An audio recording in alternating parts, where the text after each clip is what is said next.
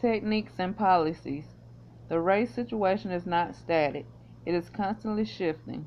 It is not what was 100 years ago or 50 years ago or 20 or even 10 years ago. And so the methods of meeting it have had to change. Nor has the situation in any one period been identically the same in all parts of the country. At the present time, we find that in Massachusetts it demands or admits of certain methods in Virginia, of other methods in Mississippi, of still other methods. A historical survey of the varying techniques and policies employed followed through the past 300 years and in the different sections of the country would be an important study. Such a study would furnish points of orientation that would aid in formulating and projecting new techniques and policies. It will also give a clear view of the progressive stages through which we have come and show the juvenile quality of much of the criticism that each younger generation makes of the work of a former generation.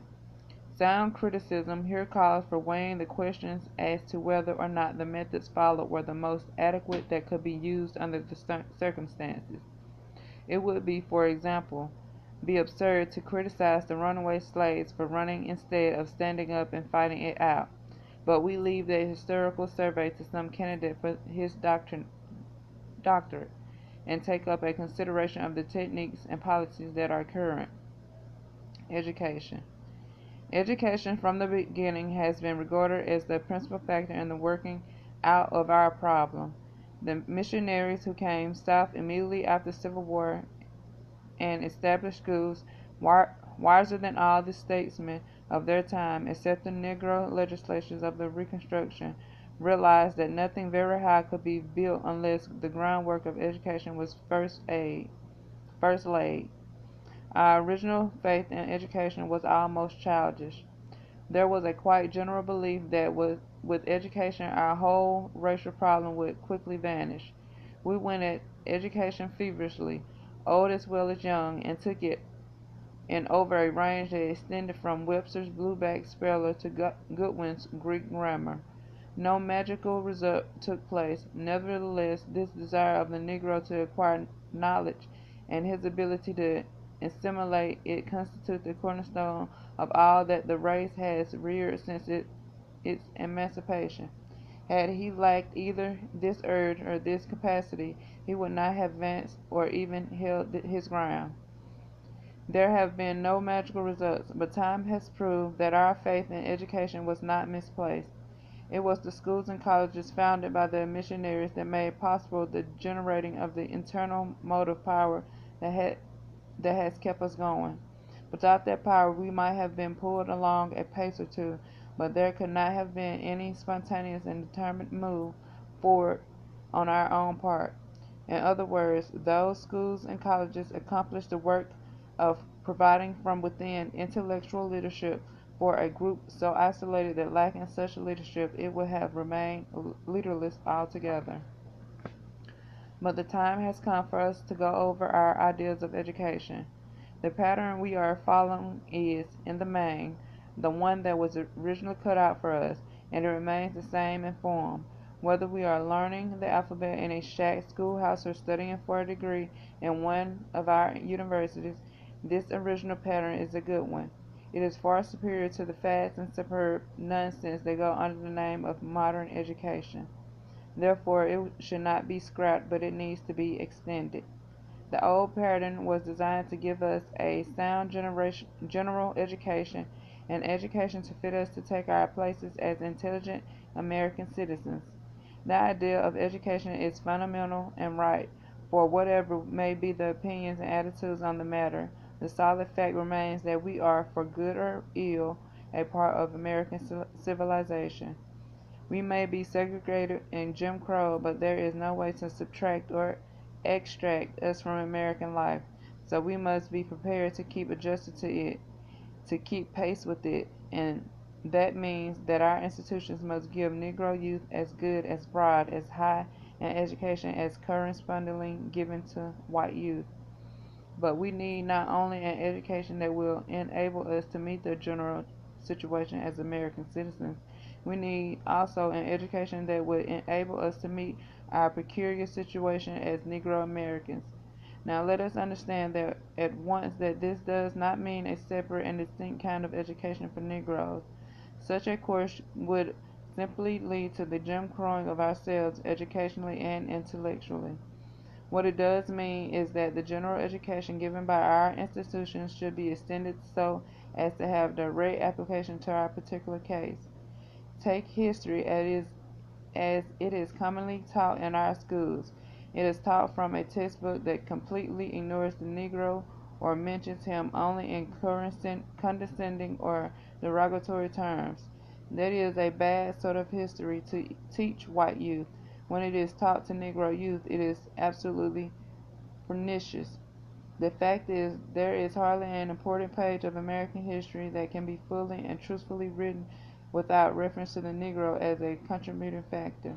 Then for Negro youth to study American history and learn nothing of the part played by Negro Americans in the making of that history is an absurdity. Notwithstanding, it is pathetically true that there are thousands of Negro youth in our schools and colleges who have never read the life of Frederick Douglass or of Booker T. Washington, to whom Nat Turner, Denmark Vesey, and Sojourner Truth, Harriet Tubman are not even names. These young people have nothing to stand on. They have no ground under their feet. It is idle to talk to them about race pride when they know of nothing of which to be proud. Race pride cannot be pumped into them artificially. It must spring naturally from their knowledge of all that is best in racial history and must rest upon a resulting faith in the strength and capacities of the race. Without this knowledge and faith they are suspended, and when the forces of prejudice strike them, they have nothing to fall back on. Knowledge of the extraordinary history of the race is in this country and of men and women who have achieved high marks in his history is essential to them as a sustaining force. Such pride of race as this will not make them lesser but better American citizens. It will not tend to separate them from the national life, but will make them a stronger component of it. It ought not be necessary to say that this extension of the teaching of American history so as to give it direct application cannot be accomplished by merely exverting episodes and incidents and events and biographical sketches that are wholly restricted to Negro and teaching them as Negro history. To isolate the fact in that manner would be to teach history in vacuo. The student would fail to get the contextual sense of what he was being taught. This extension should be accomplished by bringing the Negro into true and proper relation to American history, and by showing in what manner and degree he has been a force in shaping it. The main burden of achieving this end will fall on the teachers. The textbooks they are expected to use will be will be of no assistance, and the average teacher without a textbook is a babe in the woods. The lack in the textbook will have to be made up for by wide reading, careful research, and hard study on the part of the individual teachers, and the teachers will also have to acquire skill in making the knowledge thus gained an integral part of the American history. Indeed, the teaching of history to Negro youth should not confine itself to experience of the race in America, but should explore the achievements that lie in the African background. A study of the African culture background will give our youth a new higher sense of racial self-respect and will disprove entirely the theory of innate race inferiority. What I have said about the teaching of American history is to be said also about the teaching of economics, political science, sociology, literature, and others of the arts. It is something pretty close to a waste of time for Negro students to study the laws of economics without being given interpretation of the effects of those laws on the economic and industrial plight of Negro Americans. In teaching the science of government, what is purely academic should be supplemented by inferences drawn from government as it is constituted, maintained, and enforced in the United States and the various states, and from its operation on Negro Americans as a group. I do not in the least advocate that our colleges become any part of the political machinery or touched by partisan politics, but I firmly believe that special political education of Negro youth is a proper and necessary function for them. The political history of the race should be reviewed. Independent political thinking should be inculcated, and political rights and responsibilities should be explained, and preparation for exercising those rights and assuming those responsibilities should be given. There are those who feel the youth in our colleges ought not thus be burdened that problems of race, that the injection of such matter vitiates and cultural quality of their education.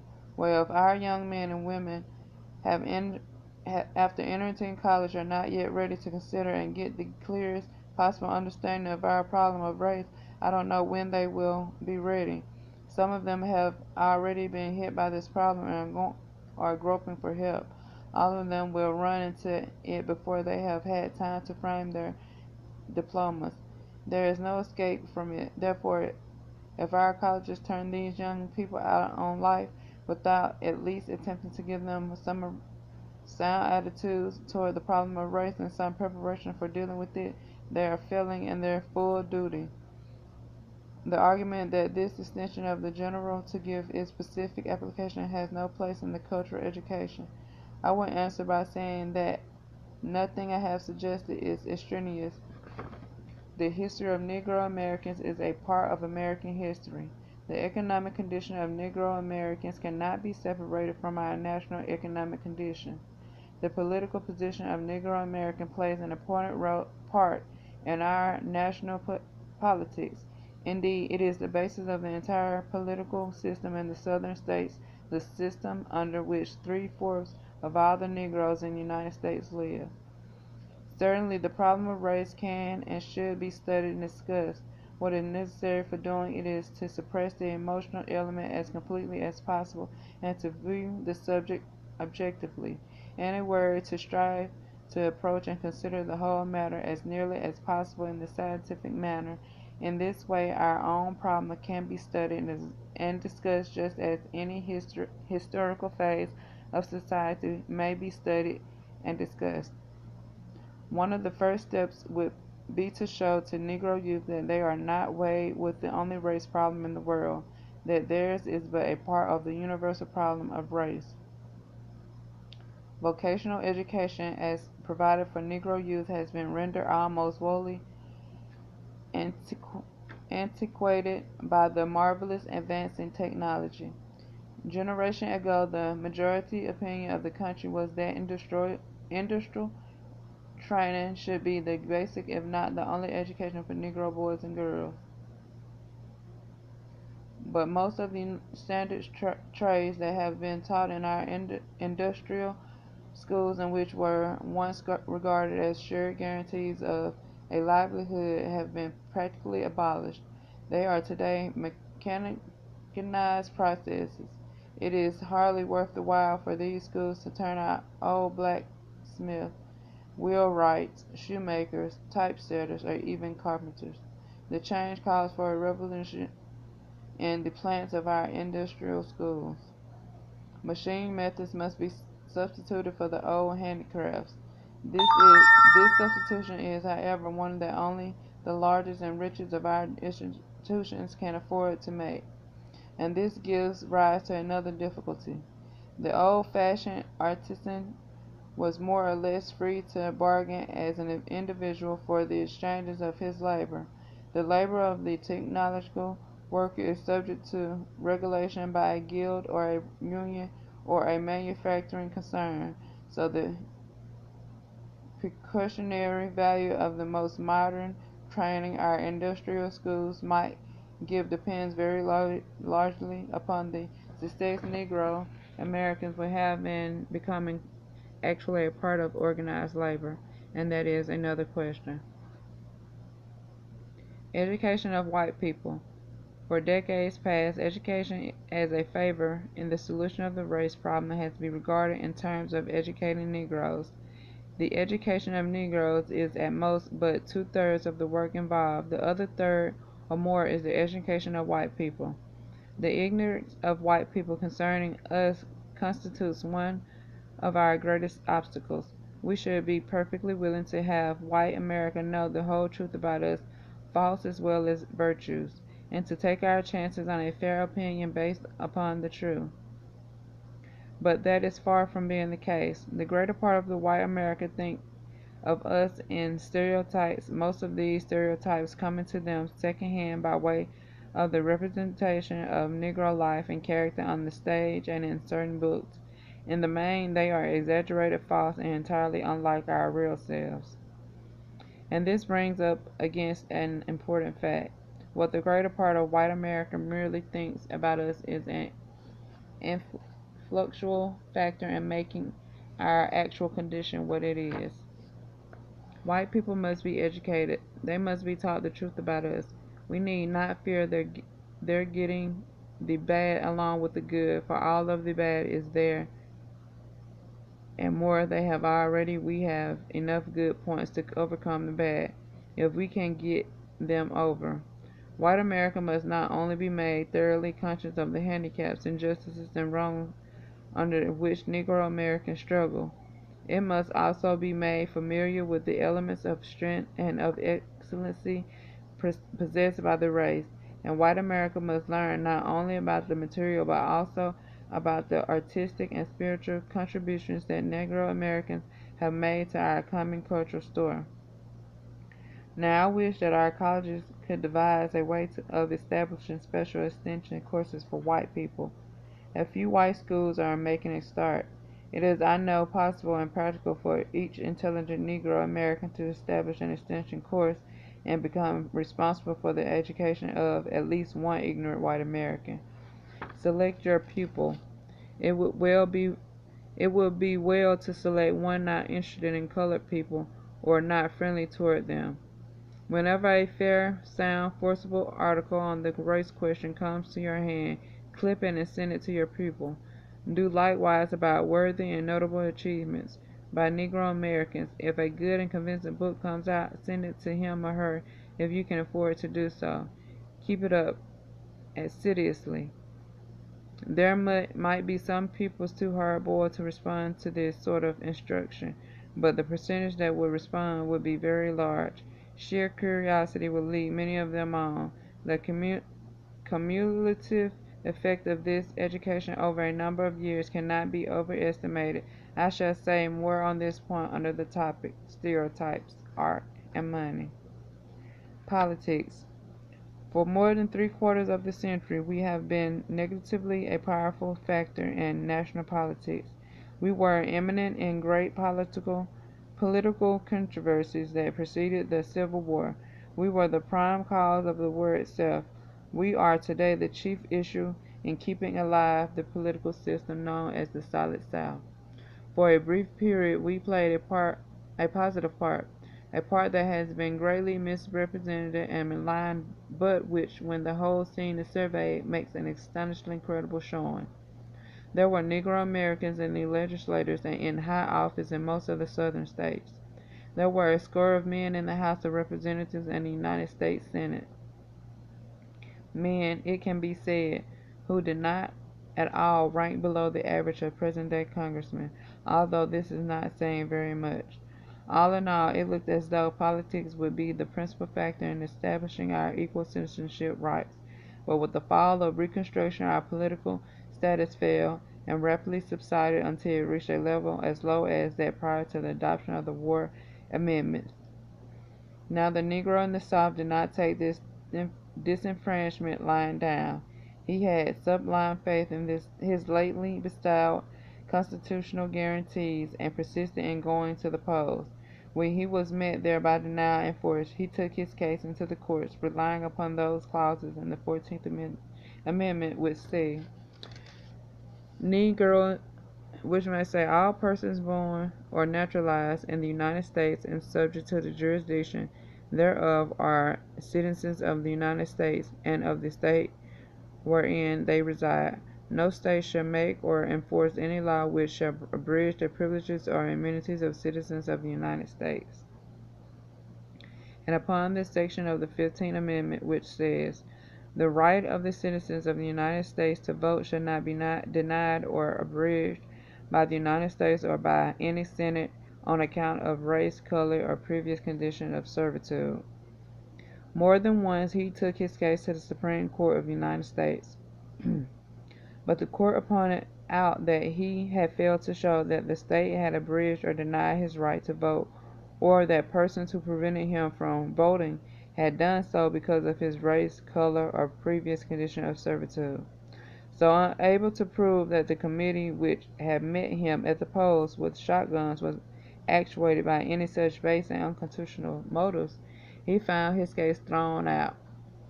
In the last analysis, he lost his vote because of the attitude of the Supreme Court. The white people of the South pretended to believe and loudly proclaimed that the effort of Negro Americans to exercise their constitutional right was subversive and involved the overthrow of white supremacy and the blotting out of Anglo-Saxon civilization in the South, and the various quasi-legal expedients to prevent Negroes from exercising the right were devised and adopted. White people in the North depreciated the effort, feeling that the race could use their energy in making gains that would be more concrete. This was the period in which Booker T. Washington advised the race to eschew politics and devote its energies to acquiring property, especially farm property. It is true that the power of the ballot is somewhat chimerical. White citizens who hold the unqualified right to vote do not find it a panacea for their ills. The image of the sovereign American citizen casting his ballot and determining the course of the nation and his own destinies is pretty much a rhetorically magnified figure. So Negro citizens should avoid building exaggerated hopes on the right to vote. Nevertheless, we are eternally right in contending that, however great or small the power of the ballot may be, we need it. We are wise in understanding that we are not equipped to defend or hold any citizenship right unless we possess also the right to the ballot on a common basis with other citizens. In my opinion, we are farther along toward that point than we have ever been. The victories of the NAACP in the Texas white primary cases have knocked a big hole in the disenfranchisement, while it remains for us to widen the breach. The political position that Negro Americans have attained at the border states in northern and western states goes far toward counterbalancing the conditions that still prevail in the Deep South. There are those who look back on Reconstruction period as a golden age. Those who do need to realize that Reconstruction was, after all, an artificial situation. The one representative we now have in Congress, elected from the state of Illinois, and the dozens of Negro Americans who have been elected to state legislators and municipal councils and to other offices in northern and western states are, I believe, more significant as gains in citizenship rights than was the whole of the Reconstruction regime. Full right to vote in the states of the Deep South is yet to be won. It will be won. The wisest policy for Negro Americans in those states to follow is to qualify and vote as soon as they can in the Democratic primaries for the best candidates for local and state offices. For as long as a time as we may be necessary, they should leave national politics alone. By leaving national Republican politics alone, they will abolish all argument about there being mere cat's paws of alien Yankee domination. In truth, if a Negro American in Mississippi cannot get equitable school facilities for his children or sanitary and other public improvements in his neighborhood, or is in danger of being railroaded in the courts or mobbed or lynched, no president, Republican or Democratic, can help him one bit. In common sense, the only political concern at present of Negro Americans in the South is to have a voice in deciding who will be the judges of the local courts. the prosecuting attorneys, the sheriffs, the members of the school board, and the board of public works, and their congressional representatives. All of this is, of course, easier to say than done, but the astute leaders of the Southern oligarchy, knowing well that its accomplishment will lead to a real two-party system in the South, with both parties seeking Negro votes, and they will continue to resort to every device in their power to prevent such an outcome. But if Negro Americans use intelligent persistence, it will be done. It must be done, and not only for the good of the Negro, but for the good of the South. For until it is done, the average Southern white citizen will remain with as little real political freedom as is possessed by a Negro.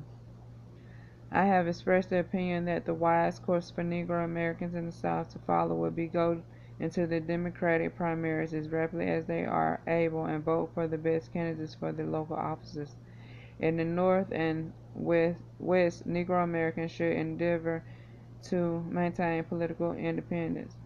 They should vote for the Republicans or Democrats or Socialists or Communists as they think best. Such a division of the votes will increase their political power and will also increase respect for them as citizens. To a fair degree, they have done this. In more than one instance, they have helped to elect the Democratic slate in state elections. But in national elections, they have generally voted as a unit for the party of Abraham Lincoln, regardless of the fact that nobody who even slightly recalled the qualities of Lincoln was a candidate. In this policy, there are elements of gratitude and sentiment, but the strongest compulsion is due to the fact that Negro Americans in the North and West feel bound by the situation of their fellows in the South, and they hesitate to place any more power over them in the hands of their oppressors. They feel that it is the better part of the wisdom to stand with the lukewarm and apathetic friends than with avowed enemies. I think we might risk trying another technique, the technique of boring from within. Not for decades have Republicans who have gone to Washington made any appreciable effort to ease the oppressor's load on the backs of Negro Americans. Their gratitude and actions have been negative. For instance, when the Dreyer anti-lynching bill, after being passed by the House, was hanging in the Senate, a clear Republican majority sat by while the Democratic minority, led by a group of the Southern senators, defied them to attempt to take the action on the measure. I think it might be sound strategy to have a number of Northern Democrats in Congress who would be compelled to say to their colleagues, this must be done or that cannot be done because we are here through Negro votes. It is likely that pressure of the sort would be more effective than any which our Republican friends have given evidence of being able to exercise. The carrying of a wise political policy will require wise political leadership. Policies do not carry themselves out, and no mass of people can be expected to carry out a policy unless it has proper leaders. The proper political leaders for us will need to be above the average of political leaders in general. They must be leaders who are not only sagacious but who are unquestionable integrity. Leaders who can, if the necessity arises, make sacrifice of putting the best interests of the race above their personal interests. Such men and women are rare, but we have a few. Without doubt, somewhere in our midst there are others capable of intelligent and unselfish leadership. If they do not rise, or if we fail to discover them, we shall not derive the fullest benefit from politics as favors.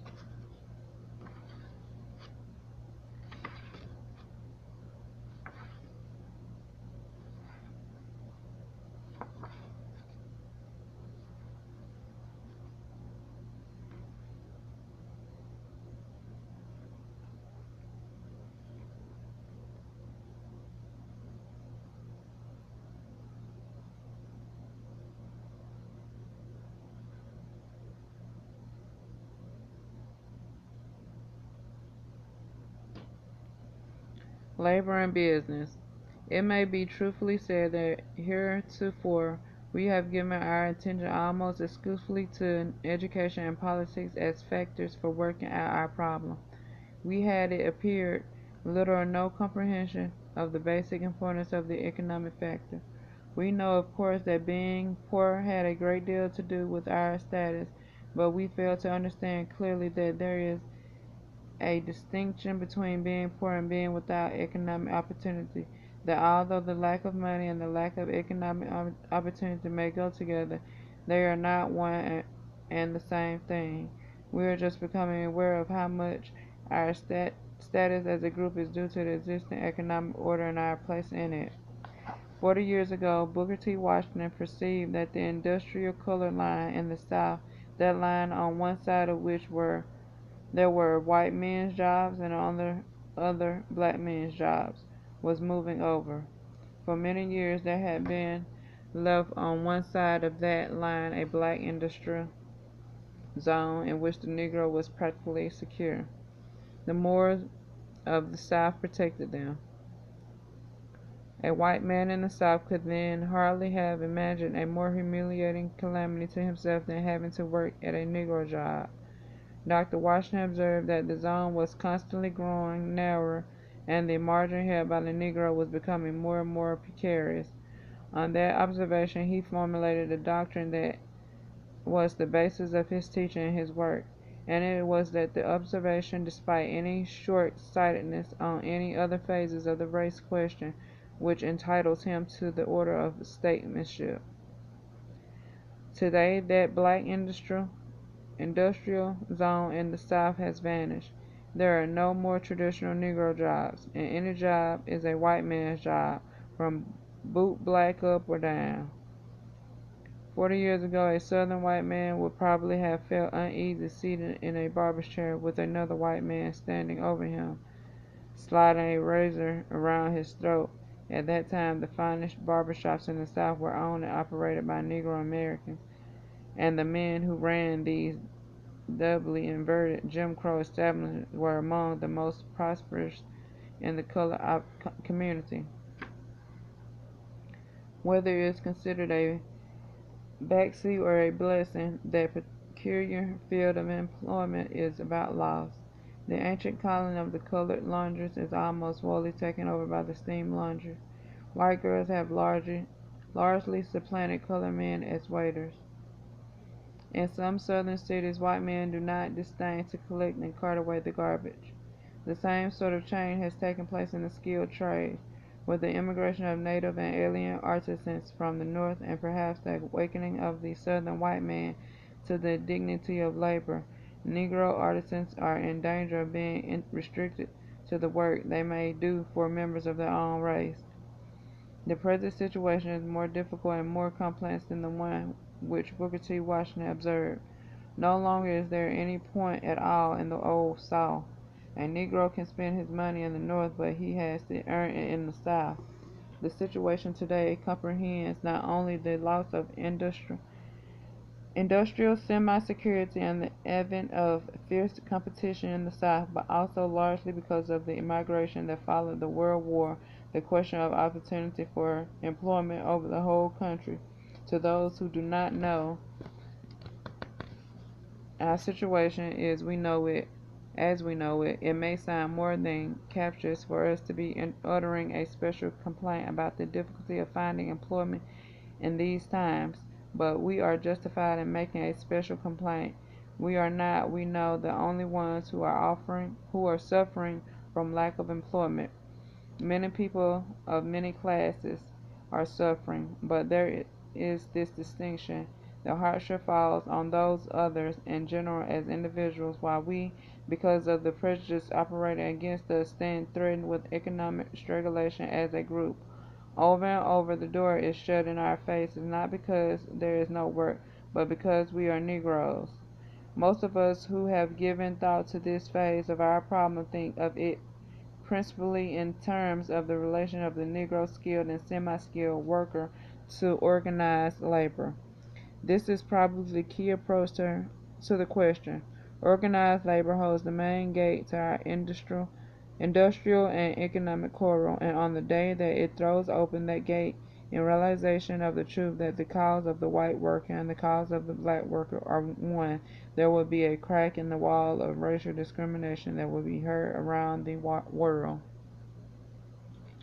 We have not yet found an effective means of convincing organized labor that this is what it ought to do. In one or two unions we have gained a somewhat firm footing, but the unions as a whole shut us out completely. The results of the arguments and overtures we have made have been practically null. The only pressure we control for backing them up is the more or less veiled threat of scabbing. The unions, while bearing us out, deem any effort to put that threat into effect as highly dishonorable on our part and a moral blow at the best interests of the worker.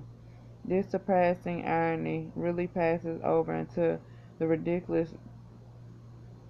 The Union labor leaders are probably unconscious of this irony, and it is possible that they do not realize the crass cruelty of their position.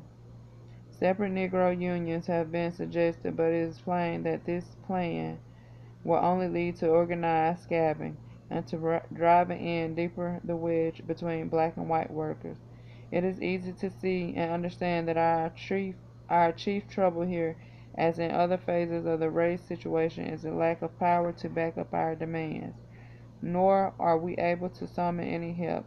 In education and in general philanthropy, the capitalist class has given us inestimable aid, but it would be silly to ask them to help us here.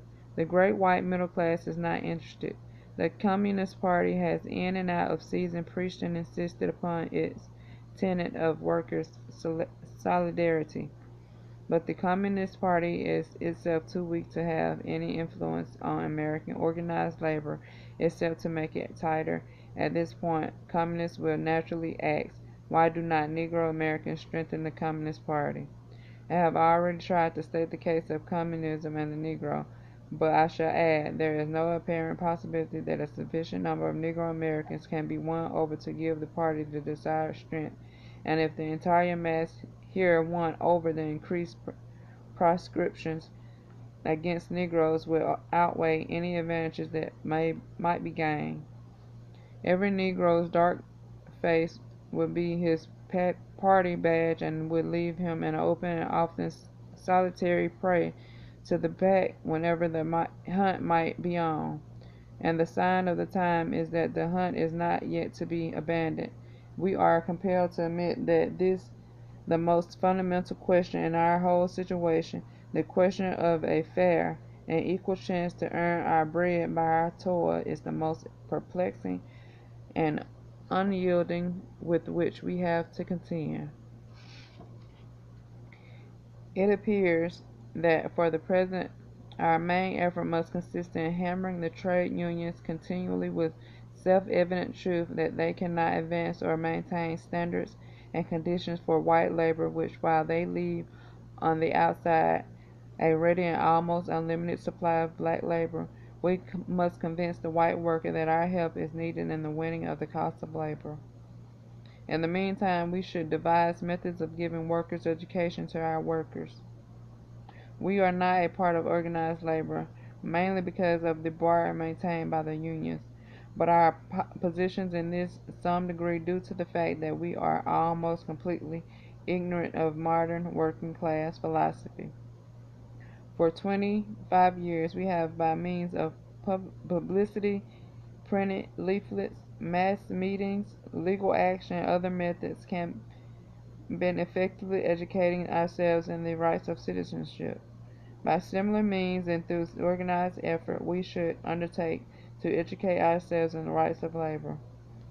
But organized labor, though it may be the key, does not embrace the whole question of employment. There is the wide field of general employment in which persons are hired and fired as individuals. More Negro Americans are independent on this field for a living than are independent on the field of skilled labor. In this field there are some remarkable exceptions to the laws of discrimination. We sometimes find a Negro American holding a job that puts our credibility to the test. The bar is here. The bar here is not so inflexible as it is in the field controlled by organized labor. The contacts between employer and employee are in a sense individual, and in instances the policy of discrimination gives way before influential recommendation or strong personality or exceptional capacity. But on the whole, this is too a closed field to us. Take any city and look for the Negro employees in the shops and stores and factories and offices and banks, insurance companies, on streetcars, on buses, elsewhere. A curious observer in any American city might well ask, what does the Negro population do to make a living? One who observes the number of ways for earning daily bread in American cities that are barred to Negroes solely on account of race and the few that are open should be excused for marveling at the number of decent, law-abiding colored citizens these communities have. I believe that how we do manage is at times a mystery even to us. As restricted as the field of general employment, we do have some chance of branching out in it and little by little of occupying new territory. By this process we have made up much of the loss in the older and traditional lines, and in several of the larger cities Negro Americans have attempted to take new territory by bringing power to back up their demand. The demand has been for the employment of Negro clerks in establishments where Negro Americans spend their money, and the power has been the boycott. In instances, the demand has been yielded to, but not yet have we demonstrated the efficacy of the boycott as a remedy for the wisdom of using it as a weapon. In our case, it might prove a boomerang on the very argument for the employment of Negroes where we spend our money. Negro employees might be let out where we spend no money. The boycott, in order to produce tangible and abiding results, must have behind it real power and thorough organization. If it is merely a gesture of indignation, or it is carried on sporadically and without determination, it will fail. A financial boycott by the Jews of the world is in their hands a weapon to be dreaded by the opposition of whatever strength, because there is behind it real power and a perfected technique. It seems certain that it would be a sounder policy for us to insist upon the obliteration of the color line in employment. But there comes the question of power, and lacking power to back it up, our insistence amounts to no more than a plea. Our economic and industrial experts should give the boycott close study. It is a matter that should not be left to mere enthusiasm, however well-meaning it may be, or to ignorance as to whether we are being benefited or damaged. If those who are qualified to judge assure us that we can actually gain ground by use of the boycott, let us by all means make intelligent and persistent use of it. If, on the other hand, they show us that while we may gain ground at one point, we lose at several other points, we shall know that the boycott is a weapon for which we are not yet ready. The exhortation, "Black and white workers unite," is often made to us, but nobody, as far as I am able to learn, has yet come forward with a feasible method for bringing about this unity.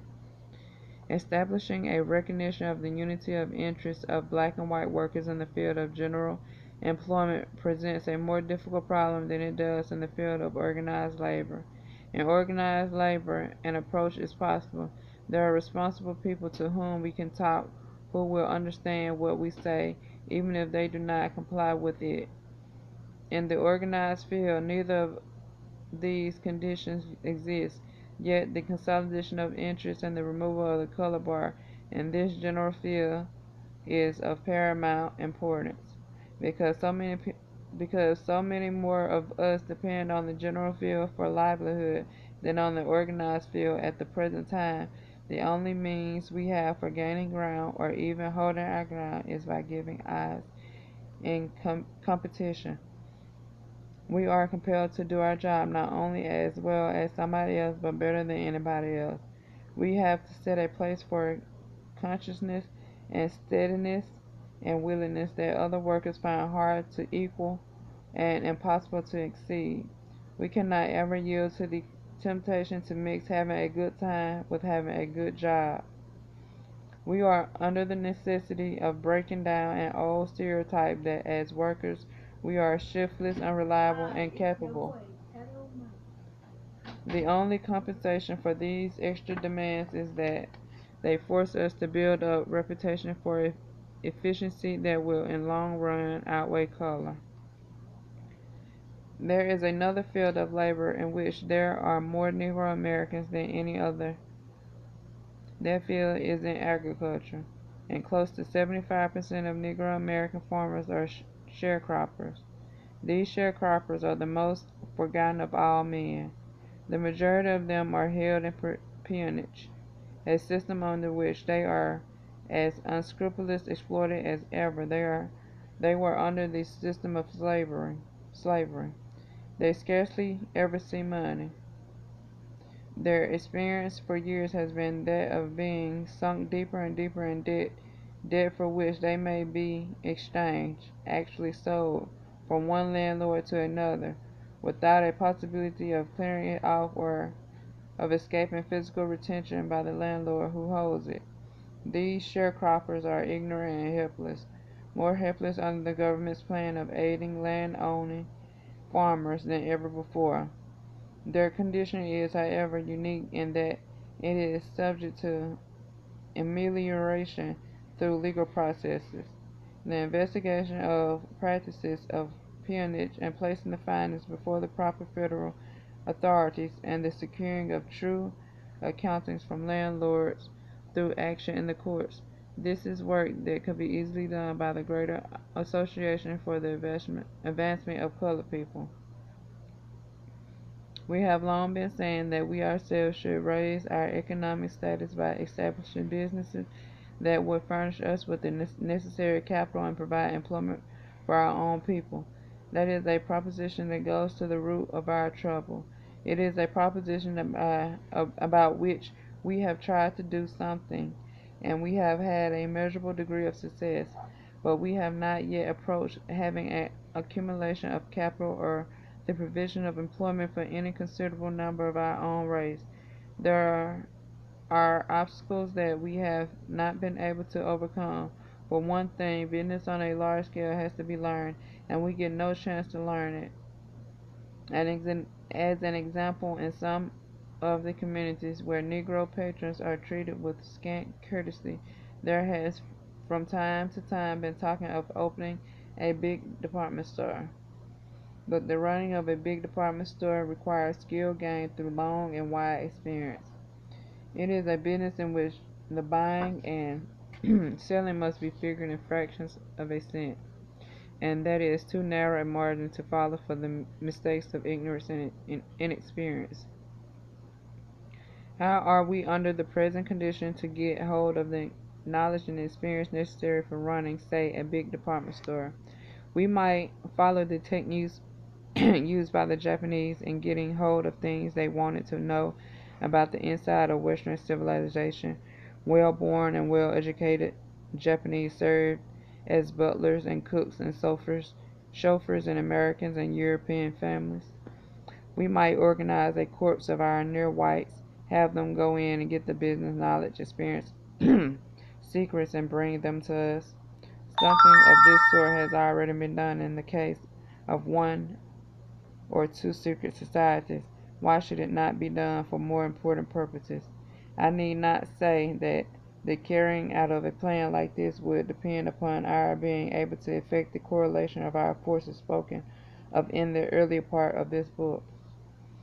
Another obstacle in the way of doing business on a large scale is our lack of access to main reservoirs of capital and credit. If a group of Negro Americans had a perfectly sound business project, where could they go to get a $500,000 or $250,000 or $100,000 to finance it.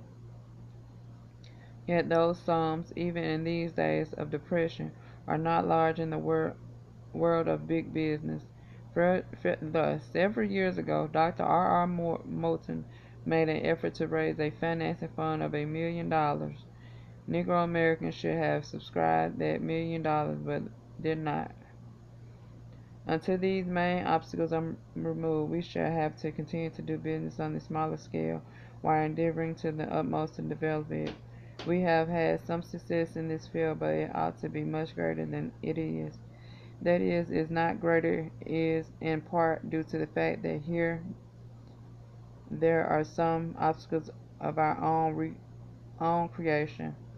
It is a common practice among us to go into business relying on race pride. Now, race pride might be a pretty good business slogan, but it is a mighty shaky business foundation. A Negro American in business must give an excellent quality as low as price and as prompt and courteous service as any competitor.